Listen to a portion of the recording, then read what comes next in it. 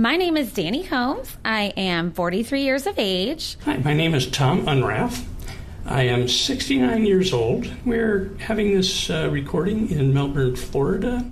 I really wanted to do this interview today because I feel like human connection is really struggling these days.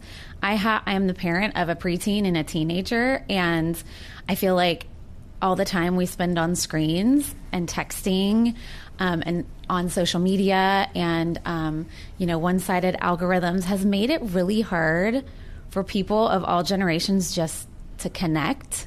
Well, much like you. I've seen the divisions that are happening within the world, and in so many ways. I want to help people to understand that we need each other. Mm-hmm. We need to work together.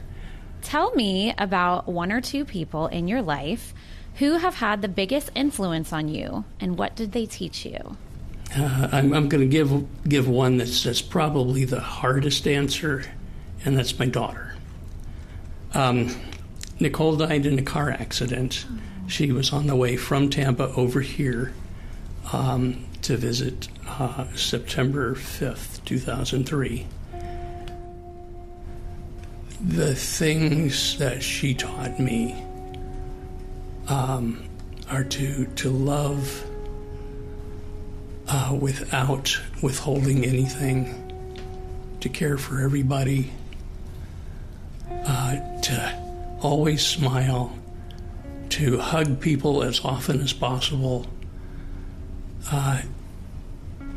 She taught me that love lives on among people well beyond death. So thank you for, I know it's not easy to talk about people we love so much that left. I think another person, which I didn't get to know much in their time here on earth, was my own dad, who passed away. He took his own life when I was 11. And he made an impact on my life in realizing how important it is to really pay attention to people when they say, "How are you doing?" He was really extroverted, and he had a huge personality. I get a lot of my personality traits from him. He was a great masker of what his internal battles. And when he died, there was so much stigma associated with suicide and people even just talking about it. He comes from a very strong Christian background. I had family members of his tell me he went to hell when I was 11. That was very hard. So I think because I know how much to a snowball effect happens when you lose someone in that way, that it's so important to me to be involved in mental health awareness and talking about mental health struggles openly. And also, when I was involved in church, I thought that was huge in a church setting as well, to talk about mental health and to make sure people are aware that that doesn't mean you're a bad person. It doesn't mean you're weak. It doesn't mean you can't be your full self.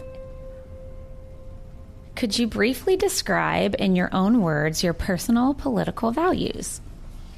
We should take care of each other and find ways to do that. Whether coming at it from a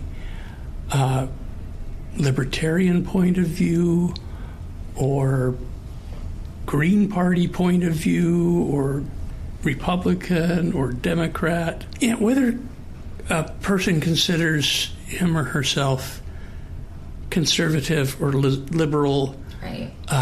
There are so many different issues. Yes, correct. There's financial, mm-hmm. There's social, there's religious. If you want to be conservative financially, which I think myself to be, mm-hmm. There's also a part of me that says, okay, now that I understand this whole financial thing, there's still people that need to be cared for. I'm not on the same page as you with faith beliefs anymore, but I do agree that our job is to care for the planet while we're here. I feel like we are supposed to care for each other. It's interesting because before we started our interview and we were told we have different political views, the way you were describing your personal views is kind of the same. I would say something very similar. I think when I go to vote, whether it's for an election or a policy or school board things, anything, I also think, how is this going to affect the greater good? It's not just about my personal interest. I think when we do get lost, a lot of times what we're seeing on our screen is catered exactly to us. And it's easy to think that our way is the only way to think. And that kind of brings us full circle to how we started this conversation and to why this is so important. Sitting down and talking to people who you think you don't have a lot in common with, but then you talk more and you realize we all have a lot more connection than we think we do. Yeah. Yeah. And, we all live in the same place. We all breathe the same air. Well, I've learned that I think I have a new friend. Oh, I love that.